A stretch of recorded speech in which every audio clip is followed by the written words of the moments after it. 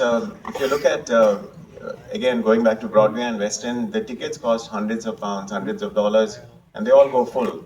Like, I've seen, I watched Bombay Dreams thrice, right? And it was full every time, in its first year, end of the second year, and so on. But India is a very price conscious market. So But we we have don't pay people that much because our cost of living is lower. So everything can be adjusted to that stuff. Right? There, I think to rent a flat or food, everything is expensive, and you have to pay 40% tax. All that stuff, 40-50%, I don't know what it is. I pay 40%. Okay, so things are different here. So according to that, things will. And so, do you have a blueprint? You said you're collaborating with people. Yeah, we have two ideas. One is almost complete, waiting for permission, and we'll very soon release how the design of that is very inspiring, I think, and people are going to love it. In Chennai, of course. And Once we finish Chennai, we can do copy paste. And do you have a timeline for that?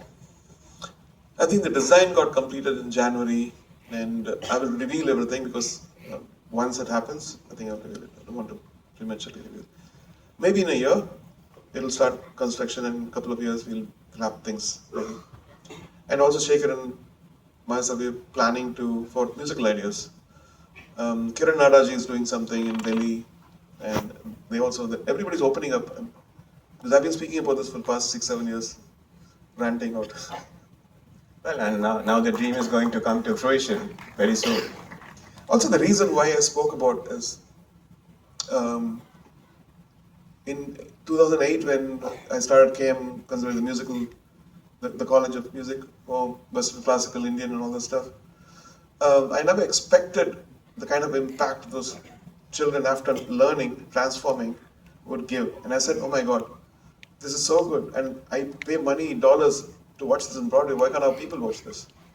And it'll be like just 10-15 minutes of Romeo and Juliet and West Side Story and Carmen and all those things. And year by year, the question is, where will these kids go after excelling in this and becoming world class? That question comes and goes. You started something, now you have to finish it. You have to complete it or take it to the next level, and then art center or world class infrastructure for them to perform, for people to come and watch. I recently did a show and I wanted to test out, and we had 39,000 people buying tickets and 70,000 people landed up in Chennai. There was a ruckus. But the test, nothing, thank God, no bad things happened, nobody died. I always pray that people should be safe and all that stuff. There's a wide of entertainment. There's a wide of, this gives happiness. Even when we are performing for 3.5 hours, 4 hours, anywhere in the world, we forget the life. We are one with the people. It's like a shrine of peace and love and happiness. And that's what we need today. Right? Absolutely. So, speaking of peace and love and happiness, let's come back to Lata Mangeshkar. So, tell us about your experiences of growing up with her music and eventually working with her. So I come from the next generation. I listen to P. Shushilaji and in South India, Janaki, Chitraji. And so my revelation of Lataji came in the 90s. And when I met Naushad Saab and then was listening to Mughal Asam, and oh my God, what is this? And then I went back to Guide and all the S.D. Burman and Madan Mohan stuff, and then I said, oh my God.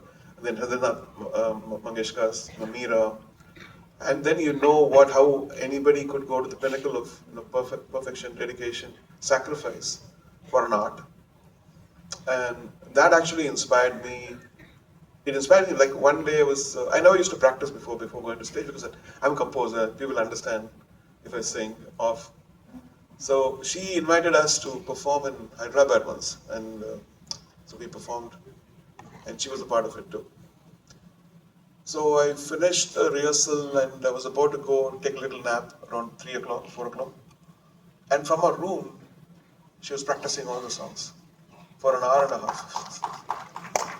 I said, my God, this is Lata Mangeshkar practicing the songs, which are very simple. So Gayi Hai, Khamoshiyan, Gungina, all the stuff. That's when I changed. Then I started doing riyaz before the show. And because I'm all over the place, I compose, arrange, and correct lyrics, record strings sometimes, and and also talk with the lyric writers. So you don't have time for Riyaz.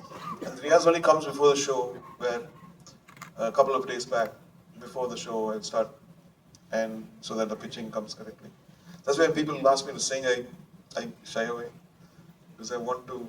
It takes it's an exercise where you finish that and then go to like. And do you recall the very first time you met her? Yes, I think it's for Jia Jali, I think. She came to Chennai and she hung out. And then there's always, because getting praise from her is very difficult because she's attained that kind of a perfection. And so she was there, and I think she was, what is this little room? What is happening?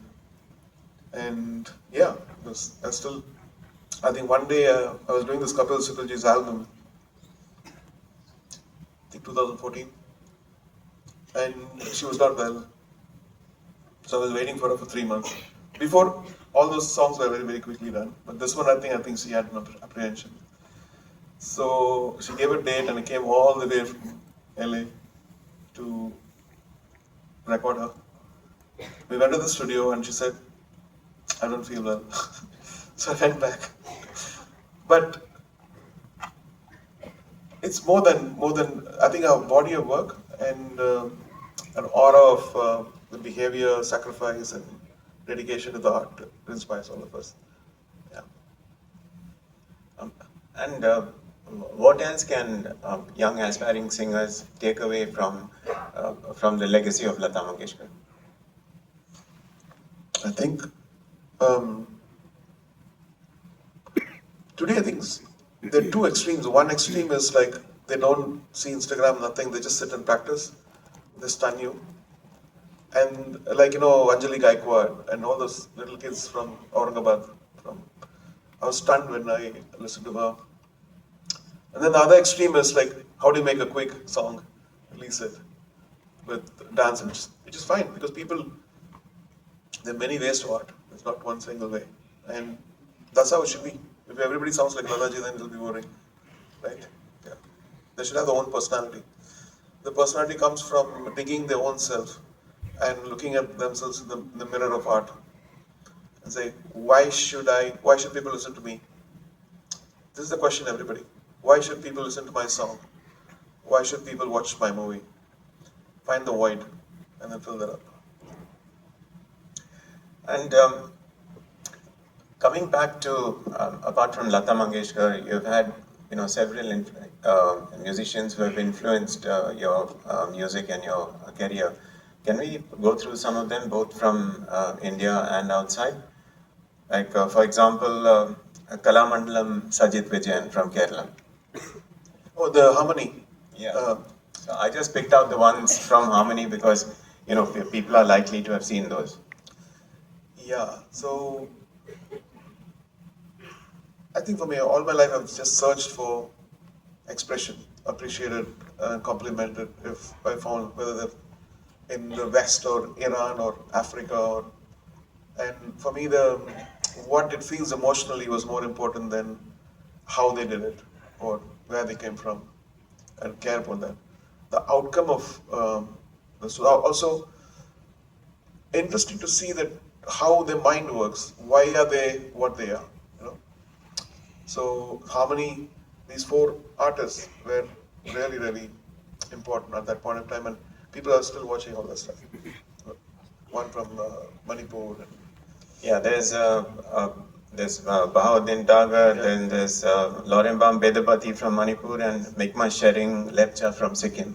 Yeah, Bahauddin Saab actually, he taught something very, very beautiful, which I also I think have a little bit.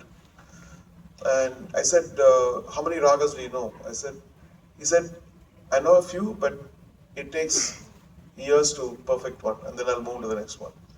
Because my music is not competition. So I'm not competing with anybody. I'm not competing with myself because it's nature of music. Just be. It's like a garden where the rose is not blooming for anybody, but that's its nature. So. And